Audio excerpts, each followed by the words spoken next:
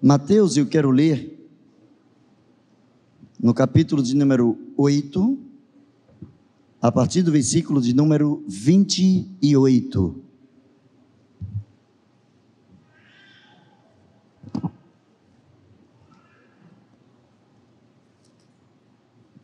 Mateus 8, a partir do 28. E Marcos, você pode deixar aberto em Marcos, capítulo de número 5. Como os dois textos, eles são grandes, eu não vou ler todo o texto agora, mas eu gostaria que você já deixasse aí a sua Bíblia aberta nesses dois textos, que nós estaremos meditando. Pelo menos, posteriormente, você vai poder reler, estudar melhor cada texto, cada citação bíblica aqui mencionada. Começaremos com Mateus capítulo de número 8, a partir do versículo de número 28. Diz assim a palavra do Senhor: E tendo Jesus chegado a outra banda, a província dos Gergesenos, saíram-lhe ao encontro 2 endemoniados, vindo dos sepulcros, tão ferozes que ninguém podia passar por aquele caminho. E eis que eles clamavam, dizendo: Que temos nós contigo, filho de Davi? Vieste aqui atormentar-nos antes do tempo? Todavia, andava pastando diante deles uma grande manada de porcos, e os demônios rogaram-lhe, dizendo: Se nos expulsas, permite-nos que entremos naquela manada de porcos. E ele lhes disse: Ide. E saindo eles, se introduziram na manada de porcos, e eis que toda aquela manada de porcos se precipitou no mar por um despenhadeiro, e morreram nas águas. Os porqueiros fugiram e, chegando à cidade, divulgaram tudo o que acontecera aos endemoniados. E eis que toda aquela cidade saiu ao encontro de Jesus, e vendo-o, rogaram-lhe que se retirasse dos seus termos. Mas se você já está com a sua Bíblia aberta, lá em Marcos, também capítulo de número 5, eu quero ler apenas os versículos de 9 a 13, que dizem assim: E perguntou-lhe: Qual é o teu nome? Lhe respondeu, dizendo: Legião é o meu nome, porque nós somos muitos. E rogava-lhe muito que não os enviasse para fora daquela província. E andava ali pastando no monte uma grande manada de porcos, e todos aqueles demônios rogaram, dizendo: Manda-nos para aqueles porcos, para que entremos neles. E Jesus lhe permitiu. Saindo aqueles espíritos imundos, entraram nos porcos, e a manada se precipitou no despenhadeiro do mar, e eram quase 2.000, e afogaram-se no mar. Baixe a sua cabeça e vamos falar com o Pai. Senhor Deus, nós queremos louvar o Teu nome, queremos Te agradecer pela Tua santidade, pela obra do Teu Espírito em nossas vidas. Queremos Te agradecer, ó Deus, porque a cada dia nós podemos confiar única e plenamente em Ti. Por isso, Senhor, nós Te louvamos, entregamos a Ti toda a nossa gratidão, todo o nosso louvor, todo o nosso reconhecimento pela Tua soberania e pelas coisas maravilhosas que Tens feito às nossas vidas. Por isso, Senhor, digna-te em colocar em nossos corações a Tua palavra nessa noite, pois assim oramos em nome de Jesus. Amém. Amados, eu quero pensar com os irmãos por algum tempo sobre um tema diferenciado: cuidado com o espírito de porco. Cuidado com o espírito de porco. Geralmente, quando as pessoas não são agradáveis, ou quando fazem algumas coisas perniciosas, ou quando são pessoas voltadas para o mal, as pessoas atribuem a tais pessoas a característica de ter, ou estar envolvida, ou estar orientada por um espírito de porco. E eu quero pensar aqui em espírito de porco, não apenas como uma entidade espiritual, não apenas como um demônio, se bem que eles também existem e são reais, mas eu quero pensar aqui de uma forma muito mais ampla, sobre o sentido de espíritos de porcos na vida das pessoas que não se cuidam, na vida das pessoas que não têm o determinado zelo e cuidado consigo, com o próximo e nem com Deus. Os dois textos que nós lemos, o primeiro evangelho a ser escrito foi o de Marcos. Só que Marcos, ele traz algumas coisas e Mateus traz outras coisas pequeninas que diferenciam, e eu gostaria de pensar sobre essas coisas, porque Mateus foi alguém que esteve também dentre os 12, Mateus foi uma testemunha ocular, Mateus esteve andando com Jesus, vendo Jesus, observando todas as coisas. Durante os 3 anos de ministério de Jesus, Mateus estava ali. Marcos, ele redigiu o primeiro evangelho, mas possivelmente a sua fonte foi Pedro, o apóstolo Pedro, que fornecia as orientações e ele transcrevia aquilo que Pedro havia vivido ao lado do mestre. Tanto um quanto o outro, a sua história, o seu relato, são relatos edificantes, são relatos que são verídicos e são relatos sobre os quais nós podemos nos debruçar confiadamente, porque retratam exatamente a vontade de Deus. Mateus é o único que fala de 2 endemoniados. Marcos e Lucas, quando eles escreveram, eles falam de um endemoniado, mas não há nenhuma contradição nisso. É que Mateus, antes de tudo, Mateus ele era um contador, e como contador, ele era muito voltado para minúcias, ele era voltado para números, ele era voltado para coisas pequenas que pudessem fazer a diferença. E precisamos entender que nesse contexto aqui, no Oriente Médio, mulheres e crianças não eram contadas, ou contados, mulheres e crianças não eram contadas, tanto que na multiplicação dos pães, a palavra do Senhor diz que haviam 5.000 homens, fora mulheres e crianças. O que significa que Mateus, ele relatou a presença de 2 endemoniados, possivelmente um homem e uma criança, ou alguém de menor, um adolescente, ou um homem e uma mulher. E nos relatos tradicionais, focava-se apenas no homem, e por isso que Marcos vai trazer como um endemoniado, e Mateus traz como 2 endemoniados. Mas o que nós queremos trabalhar com os irmãos aqui, é que dentre tantas outras particularidades entre um e outro, os 2 se voltam para o fato de que ali existia uma possessão demoníaca. Literalmente existiam demônios, existia uma chamada legião de demônios em cima de determinadas pessoas, fazendo determinadas coisas que atrapalhavam a vida daquelas pessoas. Precisamos entender que o domínio de Roma naquela época era, antes de tudo, um espírito de porco na vida do povo de Deus. O povo estava cercado, o povo estava sitiado, o povo estava escravizado, o povo vivia debaixo de uma influência política, o povo vivia debaixo de determinadas orientações, ordens, conceitos e preconceitos que não eram ou não foram estabelecidos dentro do seu próprio povo, dentro da sua própria cultura. Nós podemos encontrar dentro de Jerusalém, dominando o povo de Deus, um grupo de romanos, de soldados romanos, que era chamado também de Legião Fretense.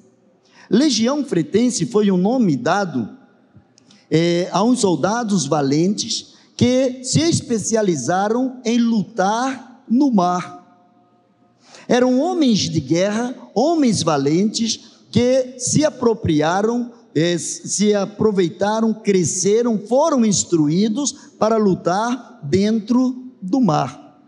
E naturalmente, naquele tempo, todo o transporte era feito de uma maneira muito mais lógica através dos mares, através do transporte marítimo. E as pessoas que dominavam, ou os povos que dominavam o transporte marítimo, eles tinham uma grande vantagem em cima daqueles que não dominavam.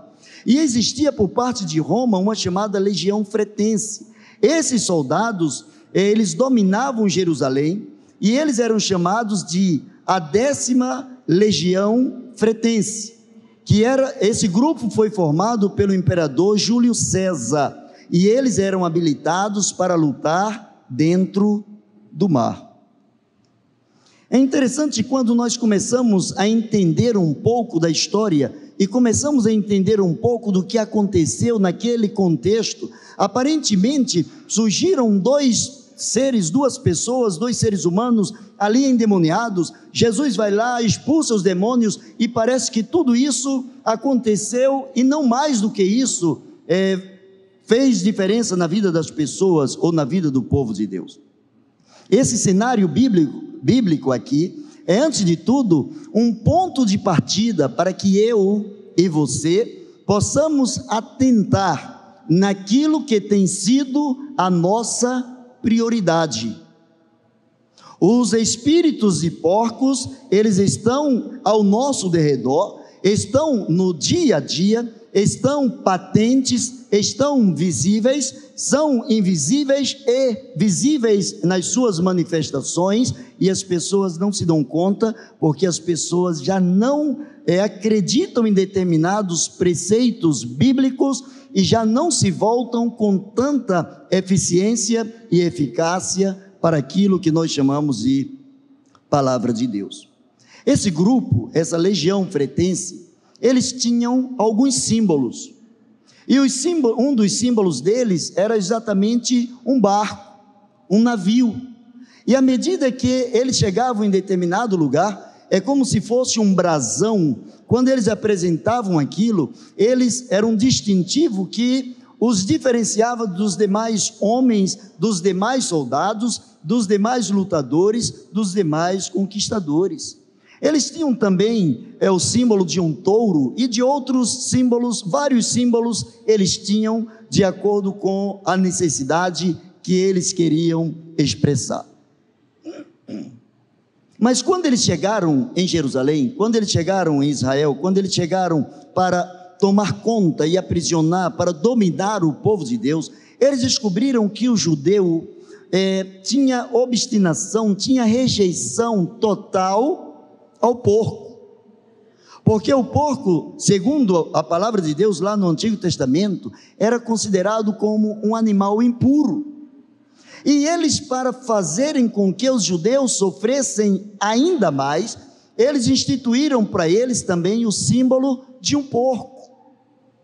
E eles andavam com miniaturas, eles andavam com, como se fosse medalhas, coisas pequenas penduradas, amuletos, e com a foto ou com o desenho de um porco. Porque eles sabiam que onde eles chegassem e se apresentassem como alguém que considerava o porco, eles seriam rejeitados pelos judeus, e eles ofenderiam os judeus.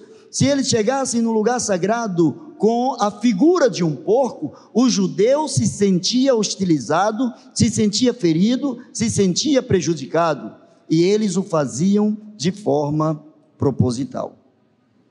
Eles foram encarregados, foi esse grupo que foi encarregado por destruir Jerusalém nos anos 70. E em cima da destruição de Jerusalém, eles começaram a construir suas casas, suas residências, e essas residências eles identificavam, eles marcavam essas residências com um símbolo, e não poderia ser um outro símbolo senão o símbolo do porco, para que os judeus sequer se aproximassem de suas casas. E os judeus estavam sofrendo porque eles tinham 3 causas para o seu sofrimento. Primeiro, Jesus estava ali no meio deles. João diz que veio para os seus e os seus não o receberam, mas a todos quanto o receberam, deu-lhes o poder de serem feitos filhos de Deus aos que creem no seu nome. Até hoje, os judeus estão esperando o Messias. O muro que é chamado Muro das Lamentações, ele tem esse nome lá, ele não é reconhecido como o Muro das Lamentações, mas como o Muro Oriental, mas todos os turistas do mundo inteiro que vão a Jerusalém conhecem-no como o Muro das Lamentações, porque ali os judeus choram, ali estão os restos do último templo. Ali eles choram porque eles estavam esperando o Messias, e eles sofriam no tempo de Jesus por 3 razões. Primeiro, porque para eles o Messias ainda não havia chegado. Eles estavam esperando alguém que pudesse libertá-los do poder de Roma, da influência de Roma, alguém que tirasse a influência dos porcos de sobre suas vidas, alguém que os tornasse limpos, puros, purificados. Um rei que, segundo a tradição bíblica, seria aquele que libertaria o seu povo, libertaria o povo de Deus, levaria o povo de Deus a lugares muito mais elevados, a uma intimidade maior com Deus. Mas a esperança de um rei libertador não era apenas algo voltado para o povo judeu. Os romanos também, eles esperavam um rei libertador. Tanto que o César, ele era considerado o filho de Deus.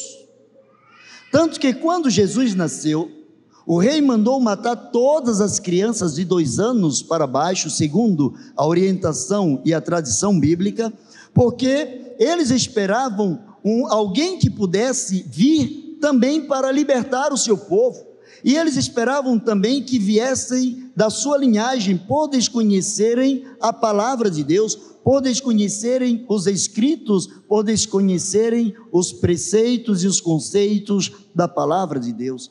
Os judeus estavam ali com o Senhor, mas não o reconheciam como sendo o verdadeiro Senhor, como o verdadeiro libertador, e isso fazia com que o povo começasse a sofrer. O povo estava debaixo de um terrível sofrimento, porque eles estavam esperando o nascimento de um Messias, que já estava ali com eles, um Messias que já estava operando sinais, prodígios, milagres, e que eles ainda estavam esperando esse Messias aparecer. Tanto é que na crucificação do Senhor Jesus, a Bíblia diz que um dos soldados, um dos centuriões, quando Jesus deu um brado, quando o céu se enegreceu, quando a terra foi abalada, quando o véu do templo se rasgou, quando coisas especiais começaram a acontecer naquele momento, diz a palavra de Deus que o centurião disse: este verdadeiramente era o Filho de Deus. Porque até mesmo os romanos esperavam que surgisse um Messias, que surgisse um libertador, só que eles não tinham a experiência de ver em Jesus o libertador, não apenas de Israel, mas de todo aquele que, acreditando na sua palavra, recebeu o perdão dos seus pecados. Eles sofriam também por conta da humilhação dos romanos e por conta dos seus porcos. O judeu, ele não cria porcos, ele não toca em porcos, ele não come carne de porco, e eles eram obrigados a ver pessoas que não eram da sua linhagem criando porcos, convivendo com porcos, trabalhando com porcos, o que para eles era um sofrimento.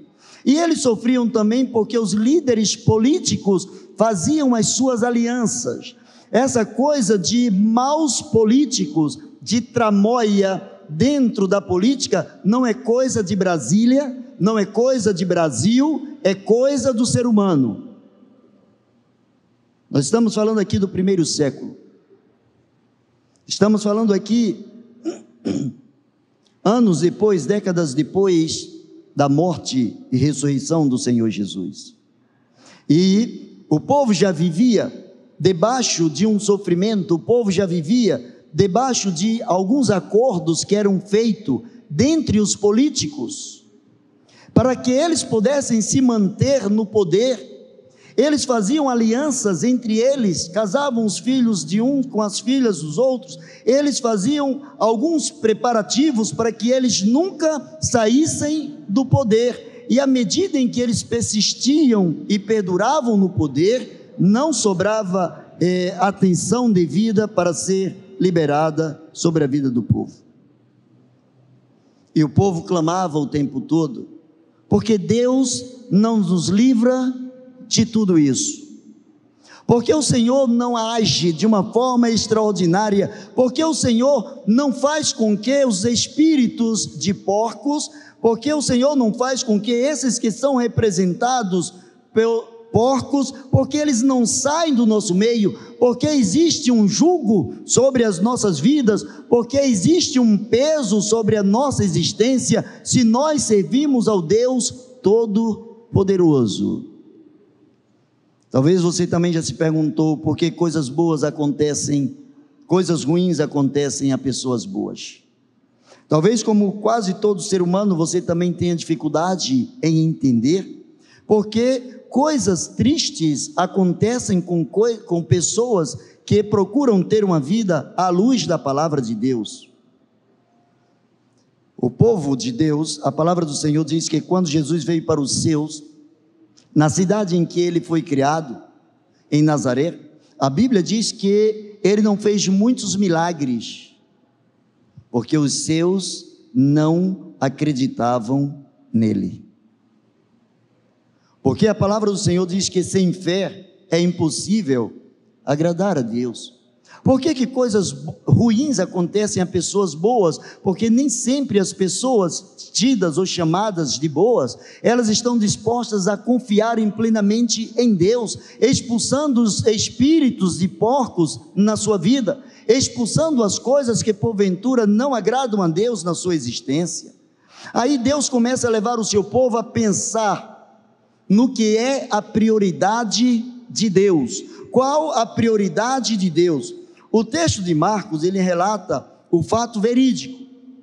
Porém, Marcos, ele usa como que um tom de ironia. Ele fala de uma coisa certa, de uma coisa concreta, mas ele faz como que um deboche diante daquelas pessoas que estão ali sendo retratadas naquele momento. E Deus aproveita as circunstâncias para trazer ao povo de Deus uma reflexão. Entenda-se como ironia, uma forma inteligente de retratar algo que somente os inteligentes são capazes de captar. Entenda-se como ironia, uma forma inteligente de se retratar uma verdade, de modo que somente os inteligentes podem captar. Os nécios não conseguem, não têm uma elevação mental ao ponto de entender. A palavra do Senhor diz em Marcos 5:11: e andava pastando no monte uma grande manada de porcos. Primeiro, porcos não pastam. Ele utilizou de algo que estava acontecendo para retratar algo mais sério que estava acontecendo no meio do povo de Deus. Vocês lembram que eu disse que aqueles homens que eram representados por um porco, os homens que faziam parte da legião fretense, esses homens, eles simplesmente andavam espalhando uma imagem de um porco. E esses homens viviam inspirados nesse porco, debaixo da orientação e autoridade deste porco. E agora, esses soldados, esses homens, eles vigiavam Jerusalém em cima dos montes. Os soldados ficavam em lugares estratégicos, em cima dos montes, vigiando quem entrava, quem saía e o que acontecia dentro da cidade, enquanto estava sob o domínio romano. E agora Marcos, ele diz assim: existia uma grande manada de porcos. Ele aproveitou o que existia ali, ele aproveitou o fenômeno dos animais que estavam ali. Só que ele disse que esses porcos estavam pastando nos montes. Ele estava se referindo aos soldados, que eram representados pelos porcos. E ele começa a dizer: ali estava pastando uma grande manada de porcos. Os demônios, segundo a orientação de Marcos, os escritos de Marcos, os demônios não perguntam a Jesus o que Mateus relata que eles perguntaram a Jesus. Em Mateus, os demônios chegam para Jesus e dizem assim: vieste aqui nos atormentar antes do tempo? Mas Marcos aproveita essa situação e coloca exatamente o que os demônios pediram ao Senhor. Eles não perguntaram a Jesus, segundo o relato de Marcos não quis relatar, não se preocupou em fazer esse relato do que os demônios perguntaram, mas o que os demônios pediram ao Senhor. E o que os demônios pediram ao Senhor? Se você está com o texto de Marcos 5, de 9 a 13, a partir do 11 você vai encontrar: andava ali pastando no monte uma grande manada de porcos, e todos aqueles demônios rogaram dizendo: manda-nos para aqueles porcos, para que entremos neles.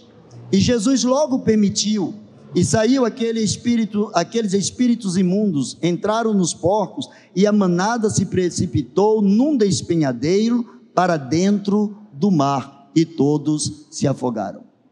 O que isso tem a ver? O que Marcos quis enfatizar com isso?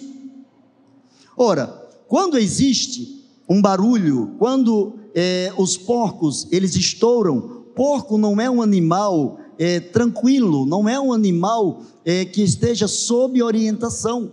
Se porventura alguém fizer um barulho, jogar uma bomba no meio dos porcos, cada porco corre para um lado. Porco não corre de forma coordenada, tudo enfileirado, tudo numa única direção. Os porcos, cada um toma uma dimensão. Mas diz o relato de Marcos que todos os porcos foram despenhadeiro abaixo, todos foram pelo mesmo lugar. Sabe por quê? Que Marcos começa a enfatizar que aqueles homens que tinham tantos símbolos, aqueles homens que traziam também sobre si o símbolo de porcos, aqueles homens que estavam ali, na realidade estavam sendo utilizados pelas forças do mal para prejudicar o povo de Deus. Estava subjugando o povo de Deus, porém, Jesus permitiu.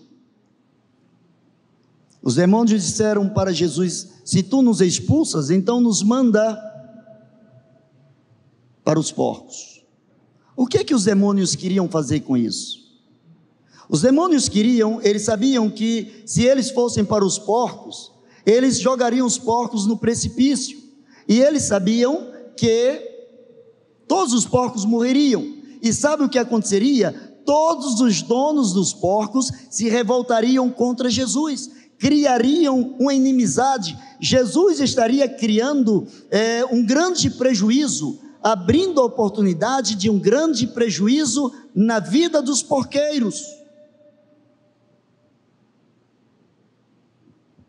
Aí você pode estar pensando: por que Jesus então permitiu que os porcos fossem atacados pelos demônios? Os demônios não perguntam a Jesus se ele veio atormentá-lo, mas se ele permite que eles entrem nos porcos. Eles se identificaram como legião. Jesus perguntou: qual é o teu nome? E eles disseram: nós somos legião. E legião era exatamente o mesmo nome que era dado a aqueles homens, aquele grupo de soldado que estava dominando o povo de Deus, o povo de Israel. A legião fretense era um grupo especializado, e eles disseram, os demônios disseram: o nosso nome é legião, porque nós somos muitos, nós somos um coletivo de demônios, e o coletivo de demônios é legião, nós somos uma legião. Aí Jesus diz: então vão. Eles obedecem a palavra do Senhor e saem. Jesus sabia que o prejuízo seria grande para os porqueiros. Mas qual a razão de Jesus criar uma situação em que os criadores de porcos estariam tendo prejuízo? Porque logo, quando os espíritos entraram nos porcos e os porcos se precipitaram e caíram, todas as pessoas foram chamar os seus donos e foram dizer: olha, esse tal de profeta, esse tal de Nazareno, esse tal de Jesus, este homem revolucionário, ele fez com que todos os porcos morressem. E os homens chegaram perto de Jesus e estavam pedindo por misericórdia, por bondade: Jesus, não fique entre nós. Jesus, é prejuízo, a tua presença entre nós é prejuízo, nós não queremos você aqui. Porque Jesus tinha uma coisa para ensinar a eles através daquele momento. Jesus queria mostrar que grandes coisas não estavam acontecendo no meio do povo de Deus, porque as pessoas estavam mais preocupadas com porcos do que com a presença do Senhor Jesus. Cuidado com o espírito de porco na sua vida. O espírito de porco na sua vida pode ser o seu carro, pode ser o seu dinheiro, pode ser um afazer seu. O espírito de porco pode ser uma preguiça, o espírito de porco pode ser um alimento, o espírito de porco pode ser alguma coisa que toma o lugar de Deus na sua vida. Jesus disse para aqueles espíritos, para aquela legião: vão, saiam, eu não quero vocês aqui no meio ou em cima de 2 pessoas. Eram 2.000 porcos, a Bíblia não fala quantos eram os donos desses porcos, mas possivelmente os donos chegaram diante do Senhor e começaram a pedir que Jesus saísse dali. Ao contrário disso, aqueles homens de quem os espíritos saíram, eles rogavam dizendo: Senhor, nós queremos ficar contigo. E Jesus disse: não, vocês não vão ficar comigo, vocês antes vão voltar para a sua casa e vão dizer para os seus quão grandes coisas o Senhor fez por vocês. Para concluir, Jesus permitiu que os criadores tivessem um prejuízo para mostrar que eles se preocupavam mais com porcos do que com os valores reais. Você lembra da última eleição? Na última eleição, aqui no Brasil, pai contra filho, filho contra pai, irmão contra irmão, pessoas que perderam a amizade por conta da política. Pessoas que se falavam e não se falam hoje por conta da política. Espírito de porco. Alguma coisa que interviu na vida dessas pessoas e foi além, muito além da orientação de Deus na sua vida. A orientação do Senhor foi ao extremo: se o teu inimigo tiver fome, dá-lhe de comer. E nós vimos nas últimas eleições pessoas que eram amigas e que se separaram e que já não repartiam mais o pão por conta de idealizações políticas, por conta de preferência de A ou de B, e se esqueceram que se o Senhor não edificar a casa, em vão trabalham aqueles que a edificam. Se esqueceram de valores reais, se esqueceram de valores mais profundos. O ato impenitente dos judeus não permitia Deus expulsar os legionários. Eu quero concluir citando exatamente o que diz a palavra do Senhor em Marcos 5, de 11 a 13. E andavam ali pastando no monte uma grande manada de porcos, e todos aqueles demônios lhe rogaram dizendo: manda-nos para aqueles porcos para que entremos nele. Jesus logo permitiu, E saindo aqueles espíritos imundos, entraram nos porcos, e a manada se precipitou por um despenhadeiro no mar, e afogou-se no mar. Onde que os legionários eram bons? Onde que a legião era boa na sua luta? A legião fretense, no mar. Jesus pegou o lugar em que eles eram muito bons e enterrou o que destruía o povo de Deus. Às vezes existem coisas em nossas vidas em que nós somos muito bons, somos excelentes. Mas se esta coisa, assim como a nossa vida, não estiver no altar do Senhor, se não for privilégio único, exclusividade especial do Senhor, é espírito de porco em nossas vidas. Mateus, ele conclui dizendo, Mateus 8, 32, 31, e os demônios rogaram-lhe dizendo: se nos expulsas, permite-nos que entremos naquela manada de porcos. E ele disse: ide. E saindo eles, introduziram na manada de porcos, e eis que toda a manada de porcos se precipitou no mar por um despenhadeiro e morreram nas águas. E os porqueiros fugiram, e chegando à cidade, divulgaram tudo o que acontecera aos endemoniados. E eis que toda a cidade saiu ao encontro de Jesus, e vendo-o, rogaram-lhe que se retirassem dos seus termos. Eles estavam mais preocupados com porcos do que dois homens, duas pessoas, dois seres humanos que estavam tão aterrorizados por Satanás e suas hostes, que diz a palavra de Deus, eram tão terríveis que ninguém podia passar perto deles. Quando nós invertemos os valores, quando nós perdemos o centro, quando nós perdemos o foco da prioridade de Deus, todas as coisas passam a ser espírito de porco em nossas vidas. Baixe a sua cabeça. Deixe-me orar juntamente com você. Talvez existam espíritos que estejam rodeando a sua vida em termos de preocupações, em termos de coisas não sujeitas à vontade de Deus, não submetidas a Deus, angústias, raiva, cólera, inimizade, porfia, contendas, obras da carne. Você precisa colocar no altar do Senhor o que não é do Senhor, para poder entregar ao Senhor aquilo que é do Senhor. Eu quero orar por você.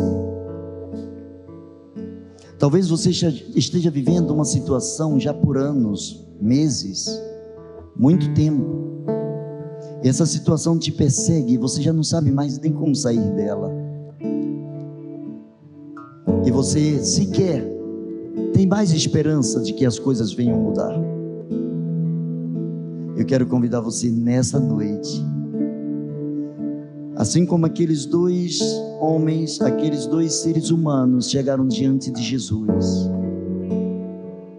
e voltaram livres.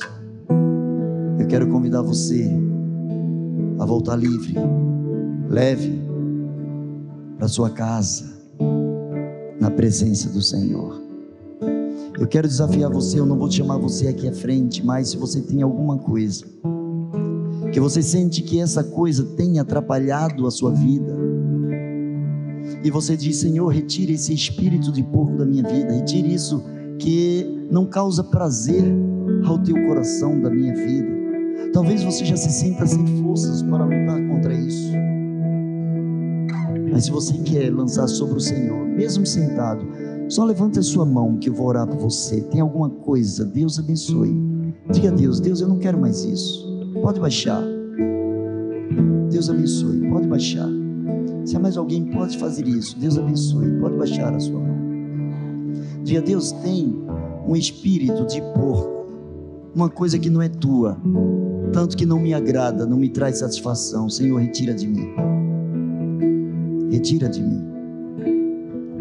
Eu fui chamado para ser vaso de honra. Eu fui chamado para ser ovelha.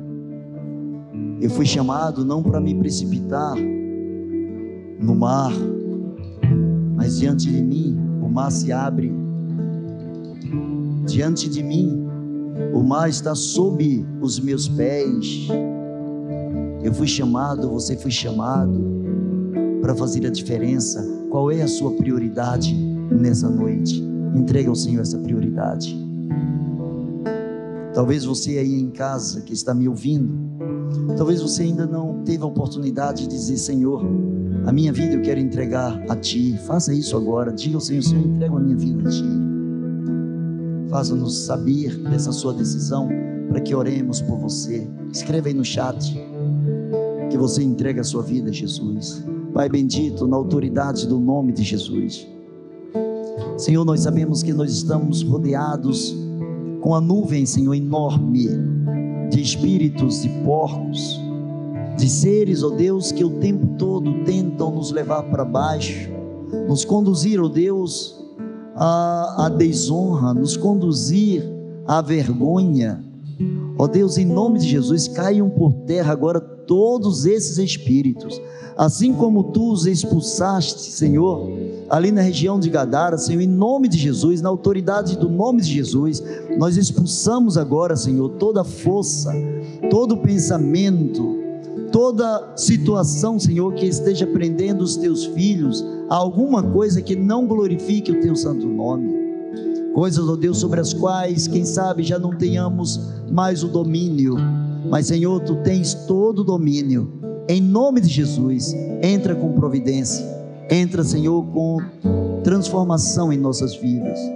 Cada pessoa, Senhor, que tem elevado a sua mão e o seu coração, atende a sua oração.